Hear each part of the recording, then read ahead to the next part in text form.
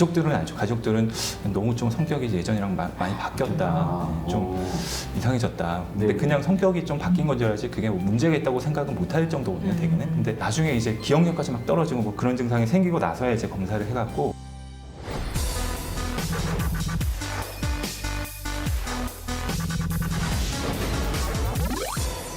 암만 나타나는 김사부, 신경외과 의학전문은 신사부. 안녕하세요, 의사 출신 기자 동아일보 이진환 의학전문기자입니다. 네, 안녕하세요. 헬스조선 의학전문기자 이금숙입니다. 대한신경외과학회에서 일반인들에게 뇌와 척추 분야의 유익한 정보를 정확하게 알리고자 시작한 신경외과 신사부. 오늘의 주제는 뇌수막종입니다. 이 뇌종양의 일종이라고 하는데요. 이 뇌종양 중에서도 가장 흔하다고 합니다.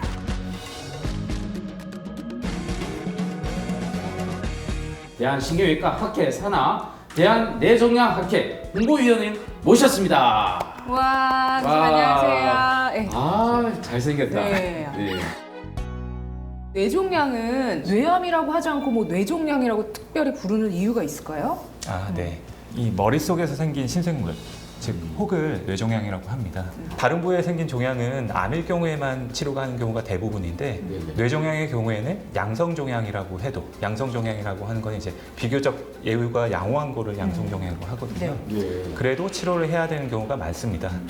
따라서 양성종양이랑 악성종양을 모두 포함해서 말하기 위해서 뇌종양이라고 합니다. 아, 그렇구나. 그리고 악성과 양성의 경계가 모호한 경우가 종종 있기 때문에 뇌암이라는 말을 잘 쓰질 않고요. 대신에 등급을 나눕니다. 1등급은 양성에 가까운 종양이고 네. 4등급이 악성도가 가장 높은 종양입니다. 자, 오늘의 주제가 사실은 뇌종양 중에서도 뇌수막종에 대한 이야기를 할 건데요. 뇌수막종 어떤 질환인가요? 뇌를 싸고 있는 막을 뇌수막이라고 합니다. 여기서 기원해서 종양이 발생하면 뇌수막종이 됩니다. 주로는 비교적 예후가 양호한 양성종양인 경우가 대부분인데요. 양성종양인 경우에는 수술만으로도 완치가 될 수 있다는 뜻입니다. 그런데 100명에 1명꼴로 3등급 악성종양인 경우도 있습니다. 또 악성과 양성 중간 정도 된다고 볼 수 있는 2등급 뇌수막종도 10명에 1명꼴로 있습니다. 도대체 이 뇌수막종이 그럼 왜 생기는 건지 설명 부탁드리겠습니다. 대부분은 원인을 알 수가 없습니다, 사실. 원인을 모른다. 그런데 뭐 지금까지 밝혀진 사실 몇 가지가 있는데요. 머리를 다치고 나서 조금 증가했다는 한 10에서 20년 정도 지나니까 약간 증가했다는 발표가 된 적이 있는데 병치기를 많이 했는데 저도 많이 다쳤거든요. 머리 많이 다쳤는데 한 번 그게 발표가 된 거고 네네. 뭐 정설로 굳어진 건 아니기 때문에 너무 걱정하실 필요는 없을 것 같습니다. 다행이다. 뭐 환경적 요인으로는 방사선 노출이 되면은 발생이 좀 많이 한다고 이거는 비교적 좀 잘 알려져 있는 사실입니다. 그래서 예전에 뭐 방사선 피폭이 있었던 뭐 히로시마라든지 뭐 체르노빌 이런 데서 뇌종양 발생 빈도가 확 늘었거든요. 근데 그 중에서 제일 많이 증가를 한 게 뇌수막종입니다. 아, 저처럼 머리를 많이 쓰는 그런 사람들은 머리 많이 많이 안 쓰는 생겨요. 그렇게 치면은 저도 생겼어야 될 것 같아요. 아, 그래. 머리를 많이 안 쓴 것 같지. 생긴데 우리가 알 수 있는 거는 결국 겉에서 드러난 증상입니다. 맞아요. 그렇죠? 네. 대표적인 증상 어떤 증상 게 너무 있습니까? 궁금해요. 한 가지 예를 들자면 네. 요 안쪽에 후각신경구라는 곳이 있는데 아, 지금 저기, 그림이 네. 보이는군요. 네. 여기에 뇌수막종이 생기면 네. 대개는 종양이 아주 커질 때까지 눈치를 잘 못 챕니다. 아. 그러다가 네. 처음에는 냄새를 잘 맡지 못하게 되는 경우가 많은데 증상이 천천히 생기니까 네. 그냥 뭐 그런가 보다 하고 살다가 아. 종양이 더 커져갖고 전두엽까지 눌리게 되면 네. 그때부터는 성격이 조금씩 이상해지죠. 성격까지. 네. 좀 괴팍해지는 분들도 있고 네. 무의지증이라고 자꾸 아무 일도 하기 싫어하고 뭐 잠만 자려고 그런다든지 좀 그런 경우도 있고요. 가족들은 알죠. 가족들은 너무 좀 성격이 예전이랑 많이 바뀌었다. 좀 이상해졌다. 근데 네. 그냥 성격이 좀 바뀐 건 줄 알지 그게 뭐 문제가 있다고 생각은 못 할 정도거든요, 대개는. 근데 나중에 이제 기억력까지 막 떨어지고 뭐 그런 증상이 생기고 나서야 이제 검사를 해갖고 발견하게 되는 경우가 많습니다. 그런 분들은 이 혹을 제거하면 성격이 다시 온화해지나요? 네, 원래처럼 이제 좀 바꿔요? 돌아오고. 오, 다행이다. 네. 진단은 어떻게 하고 또 치료는 어떻게 해야 되는지 꼭 이렇게 수술을 해야 되는 건지. 치료 방향 결정하는데 제일 중요한 거는 뇌수막종의 크기하고 위치입니다. 대개 1cm 미만이면은 작은 크기라고 하고 3cm 넘어가면은 네, 치료가 필요한 크기입니다. 크기가 크면은 수술로 제거하는 게 유일한 치료 방법입니다. 그렇구나. 아직 효과적인 약물 치료는 없습니다. 네.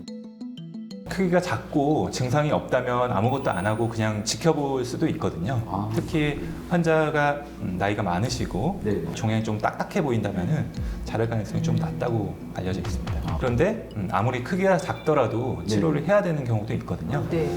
예를 들어서 네. 시신경 근처에 중간 쪽에서 시신경 근처에 종양이 발생하면은 네. 이게 아무리 작아도 자라면서 시신경을 점점 눌러서 눈이 안 보이게 시야 장애를 일으킬 수가 있기 때문에 대부분은 조기에 수술적 치료를 고려를 합니다. 네. 아까 그런데 그 크기가 3cm가 넘으면 수술을 해야 한다고 하셨잖아요. 자, 수술은 저 어떻게 합니까? 이게 머리를 열어서 해야 되나요? 네, 대부분의 경우에는 네. 피부를 절개하고 머리뼈를 열고 그렇게 종양을 제거하는 개두술을 통해서 종양을 제거를 합니다. 근데 이제 예를 들어서 이제 머리뼈를 여기를 열어서 보이는 경우는 이제 괜찮은데 요 머리뼈 바닥 부분, 즉 이제 두개저라고 하는데 종양이 있는 경우에는 머리뼈를 열어도 뇌가 가리고 있으니까 안 보이잖아요. 네, 그래서 네. 아주 오랜 시간이 걸쳐서 수술을 하게 되는 경우가 많고 얼마나 걸려요, 수술 시간이? 오래 걸리면 뭐 한 30시간 걸리는 경우도 있습니다. 네. 칼 없이 뭐 수술하는 뭐 그렇게 알려져 있는. 네, 뭐 감마 나이프, 사이버 나이프 이런 치료 방법이 있습니다. 실제로 칼을 대는 수술이 아니고요. 네. 방사선 치료 일종입니다. 네. 대개 종양이 직경이 2cm보다 작을 때 고려하게 됩니다. 아, 좀 작을 때 수술을 할 수 있는 거군요. 야. 그러면 이제 코나 뭐 눈을 통해서 이 두개저 종양 같은 경우 수술을 한다고도 들었는데 아, 네. 그런가요? 그런 경우도 네. 있습니다. 이제 최근에 그건 좀 하고 있는데요. 네. 그러니까 이제 머리뼈 바닥에 있는 경우에는 뇌를 이렇게 제껴야지 보였는데 그런 거를 이제 조금 더 안전하게 하기 위해서 코나 이제 눈을 통해서 수술하는 방법이 이제 점점 개발이 되고 있습니다. 야, 눈 어디요? 저 이 친구한테 좀. 저는 여기를 수술 안 돼. 아, 네. 무서워요. 아, 그냥 쌍꺼풀 수술하듯이 요 네. 부위를 이제 째고 하게 되는데요. 아, 그래요? 이렇게 다행이네 그나마. 요 안화 안에는 사실 네. 눈 안구도 있지만 이제 네. 지방이 꽤 많기 때문에 네. 여기만 째고 이쪽을 좀 제끼면 공간이 많이 나오게 돼서 그 공간을 이용해서 이제 내시경을 눈 시력이나 이런 거에는 큰 문제가 향후에 안 생기나요? 다행히 아직까지는 큰 예, 그래요. 와. 야, 저렇게 큰 종양, 지금 MRI에서 보는 그런 지금 눈 쪽에 생긴 종양 있지 않습니까? 네. 이것도 뇌수막종인데, 네, 맞습니다. 아, 저런 경우에 눈과 붙어 있는 경우에는 바로 아까 쌍꺼풀 수술 하듯이 그 네. 부분을 째서 들어서 네, 빼낸다. 네, 특히 저렇게 이렇게 눈이 한쪽으로 튀어나온 경우에는 아, 더 이제 그러네. 공간이 많이 확보가 돼 있기 때문에 오히려 더 좋은 적응증이 됩니다. 아, 그럼 평소에 눈이 많이 튀어나온 사람은 좀 의심을 해야 돼요. 네, 맞습니다. 한쪽만 또. 네, 한쪽만 이렇게 튀어나왔다면 뒤에 혹이 생겨서 이렇게 갑자기 앞으로 또 밀어냈을 튀어나와요. 수가 있습니다. 네. 아, 저 그림이 지금 MRI 또 찍은 사진인데 이렇게 시신경 사이 결국 이제 코 안으로 들어가면 더 가깝거든요. 그래서 그런데 종양이 발생한 경우에는 이렇게 코로 내시경을 넣어서 종양을 제거하는 방법을 할 수가 있습니다.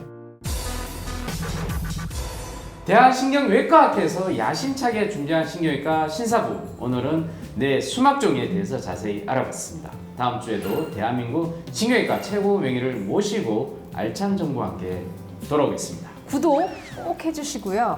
좋아요도 꼭 해주시고요. 알림 설정은 사랑입니다. 낭만 닥터는 김사부, 신경외과는 신사부. 다음 주에 뵙겠습니다. 네, 이렇게 해야 되는 거구나.